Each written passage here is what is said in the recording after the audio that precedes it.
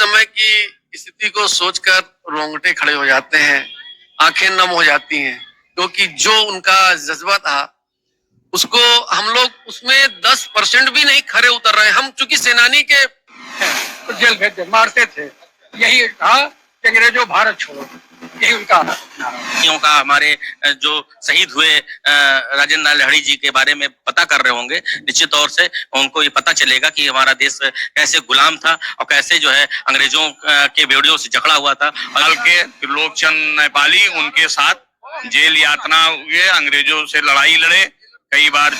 काकोरी कांड है, काकोरी कांड में 4 लोगों को फांसी की सजा हुई थी और थे लोग, लेकिन किसी को 4 साल, किसी को कैसे उनकी, लेकिन मुख्य आरोपी जो है राजेंद्र नाथ लाहिड़ी थे।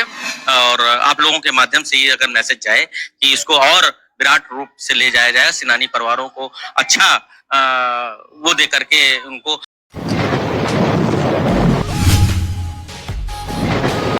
नमस्कार, मैं कृष्ण शर्मा, आप देख रहे हैं गोंडा का पन्ना सच आप तक।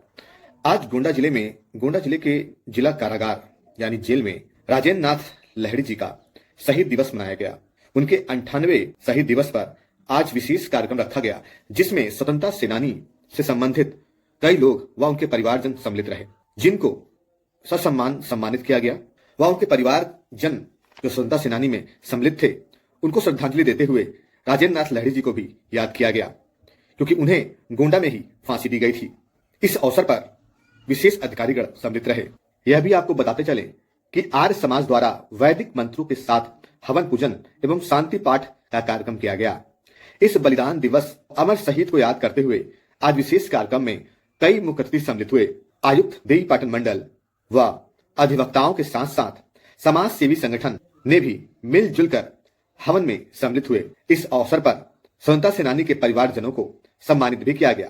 सम्मान करने हेतु जनपद के न्यायाधीश, डीएम, एसपी, एडीएम, सीआरओ, नगर मजिस्ट्रेट, एसडीएम, सदर सहित अन्य वरिष्ठ अधिकारियों ने जेल परिसर में लाहिड़ी जी की बलिदान स्थल पर जाकर प्रतिमा का भी माल्यार्पण किया, उन्हें श्रद्धा सुमन अर्पित किए। बताते चले कि जनपद के स्वतंत्रता सेनानी राम अचल आचार्य सहित अन्य सेनानियों को व उनके परिजन को माला पहनाकर अंग वस्त्र भी भेंट किया गया।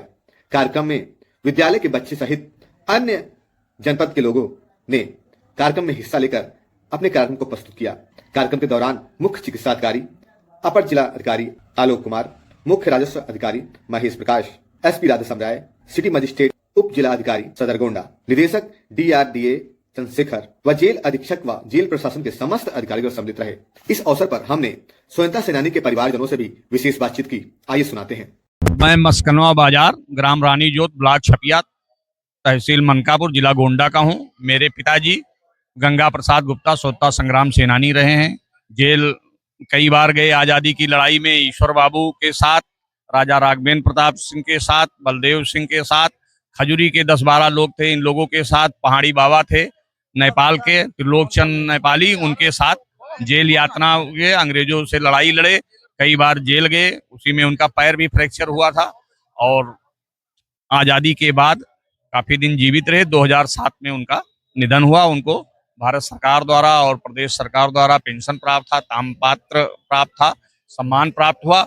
और वो इस राजेंद्र नाथ लाहिड़ी के कार्यक्रम में जब से जेल में मनाया जाता था, अनवरत आते थे। हम छोटे थे, बचपन में उनके साथ आते थे। जेल के अंदर हम लोगों को भोजन कराया जाता था बिठा के, और जहाँ फांसी दी गई वो सब स्थल घुमाया जाता था। मैं सुरेश चंद्र मिश्रा, ग्राम महेश भारी, जिला बलरामपुर का निवासी हूँ। हमारे बाबा स्वतंत्रता संग्राम सेनानी सन 30 से उन्होंने जो है कांग्रेस में जुड़ना शुरू किया। इधर आंदोलन भी किए, भाग रहे। उसके बाद में वो चले आए गोंडा, और गोंडा में लाल बिहारी टंडन नाम के कोई थे, उनका प्रेस चल रहा था। ये प्रेस में रहने यहीं से आंदोलन शुरू किया।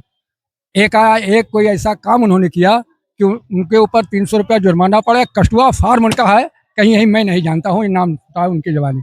उसी झाड़ी में छुपे हुए थे। पुलिस वाले पहुंचे, इनको देख के जो है 4-6 लाठी और डंडा इनके ऊपर पीठ पे मारा, और उसके बाद में ये अपना भगल बनाए लेन, बता इनके भगल बनाए लेन। अब भाग खराब है।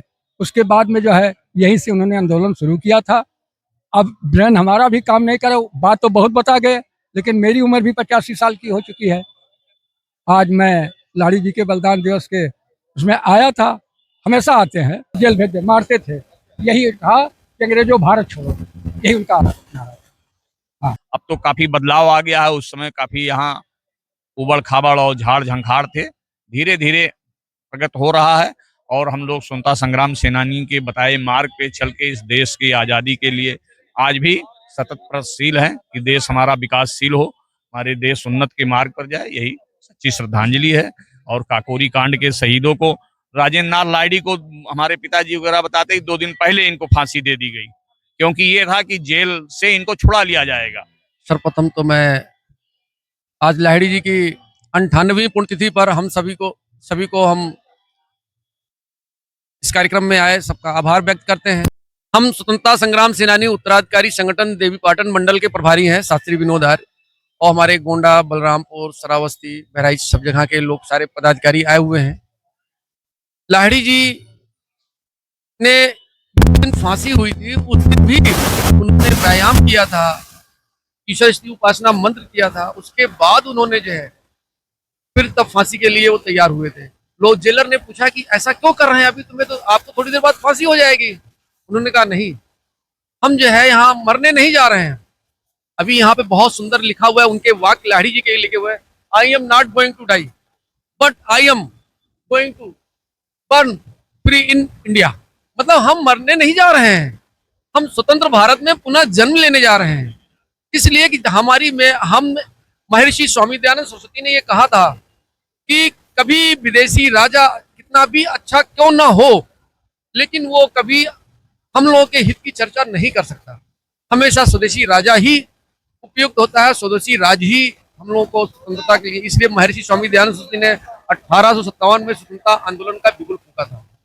महर्षि दयानंद सरस्वती के अमर ग्रंथ सत्यार्थ प्रकाश को पढ़ करके 85% देश के क्रांतिकारियों में, युवाओं में जोश भरा था। तब उन्होंने राष्ट्र के लिए अपने प्राणों की आहुति दी थी। इसी श्रृंखला में लाहिड़ी जी को जो आपका ये काकोरी कांड है, काकोरी कांड में 4 लोगों को फांसी की सजा हुई थी। और थे लोग, लेकिन किसी को 4 साल, किसी को कैसे उनकी, लेकिन मुख्य आरोपी जो है राजेंद्र नाथ लाहिड़ी थे, दूसरे ठाकुर रोशन सिंह थे, तीसरे अशफाक उल्लाह खां थे, चौथे राम प्रसाद बिस्मिल। इन चारों को फांसी का डेट मुकर्रर किया गया 19 दिसंबर 1927। लेकिन गोंडा के क्रांतिकारियों में वो जज्बा था, जैसे कि आपके सामने हम बोल रहे हैं, हमारे पिताजी भी स्वतंत्रता सेनानी रहे, महाशय छोटेलाल जी, महाशय ये ईश्वर शरण जी जो विधायक रह के जा चुके हैं। हमारे बीच विजय सिंह बारवार जी हैं, इनके पिताजी भी स्वतंत्रता सेनानी रहे हैं। साथ में गोंडा का नेतृत्व भी किया था गंगा प्रसाद बारवार जी, वो भी जो है सेनानी भी थे, विधायक भी थे। तो इन लोगों ने जो क्रांतिकारियों का जज्बा था उसको काफी आगे बढ़ाया। जिस दिन फांसी होनी थी उन्होंने व्यायाम किया, सब कुछ करने के बाद जो है तब कहा, अब हमको ले जा सकते हो फांसी के लिए। जेलर ने कहा, तो उन्होंने कहा नहीं, हमको ये करेंगे, क्योंकि हम यहाँ पे मरने नहीं जा रहे हैं, हम राष्ट्र के लिए अपने दोबारा जन्म लेने जा रहे हैं। और फिर कहा कि हमारी आवाज जब बाहर से आए वंदे मातरम की, तब आप हमको फांसी पर लटका दीजिएगा। और यही हुआ, जिसमें गुरहा बाबू थे, ईश्वर बाबू थे, महाशय छोटेलाल जी थे, और भी थे। सब लोगों ने जो है वंदे मातरम का उद्घोष किया, वो उद्घोष उनके कान में हुआ। फिर लाहिड़ी उन्होंने कहा कि अब हमको जो है आप फांसी पर लटका सकते। उस समय की स्थिति को सोचकर रोंगटे खड़े हो जाते हैं, आंखें नम हो जाती हैं, क्योंकि जो उनका जज्बा था उसको हम लोग उसमें 10% भी नहीं खरे उतर रहे हैं। हम चूंकि सेनानी के सुपुत्र हैं, लेकिन उसके 10% भी हम नहीं कर पा रहे हैं। उस समय केवल राष्ट्रीय भावनाएं थी, सब भारतीय थे। और जिस दिन भारत में सब भारतीय एक सूत्र में आ जाएंगे, जिस दिन वो भारत जो है, जो हमारा ऋषि मुनियों का देश रहा है, आप देख लीजिए, मर्यादा पुरुषोत्तम श्री रामचंद्र जी, योगी राज श्री कृष्ण जी, ऐसे नहीं, भगवान राम का ही देख लीजिए, वो मर्यादा में थे, पुरुषों में उत्तम थे, तब उनको मर्यादा पुरुषोत्तम कहा गया। इसी तरह जो है सब लोगों ने, हमारा जो गोंडा के अंदर एक स्वतंत्रता सेनानी छोटेलाल हता है, सुना, तो उस छोटेलाल हता जो है वो पिताजी के नाम से है हमारे कॉलोनी। और उस कॉलोनी ये गुप्त मंत्रणा का केंद्र था। हमारे गोंडा के सेनानी परिवार होंगे, इसमें बहुत से लोग हैं, वो गुप्त मंत्रणा का केंद्र था हमारा। पहले बगीचा हुआ करता। बड़गांव पुलिस चौकी हमारे बाबा जी और पिताजी की कायम कराई हुई है, बड़गांव पुलिस चौकी। लाहिड़ी जी का जब परिवार आया था तब उनके परिवार को 2 रात हमारे यहाँ ही रोका गया था, पिताजी ने रोका था। और जितनी जो है क्रांतिकारी गतिविधियां होती थी वो सब जो है वहीं से होती थी और होने के बाद तो फिर इम्प्लीमेंट होता था। हमारे बाबा जी को जब ये पता चला कि ये बेटा हमारा जो है ये बागी हो गया है, राष्ट्र के लिए सब कुछ, उन्होंने धन संपत्ति सबको उनको निष्कासित अलग कर दिया कि तुमको इस संपत्ति में कोई भी हिस्सा नहीं मिलेगा, क्योंकि हमारे पूर्वज नवाबगंज के थे लेकिन गोंडा में आके उन्होंने स्टेब्लिश हुए, तो उनको सारी संपत्ति से बेदखल कर दिया गया। जब तक देश आजाद नहीं हो गया उसके बाद कुछ आंशिक अंश उनको दिया गया, बाकी और भाइयों को दिया गया, क्योंकि आजादी मिल गई थी, फिर युवा कुछ इनको दे दिया जाए, इनके भी बच्चे हैं।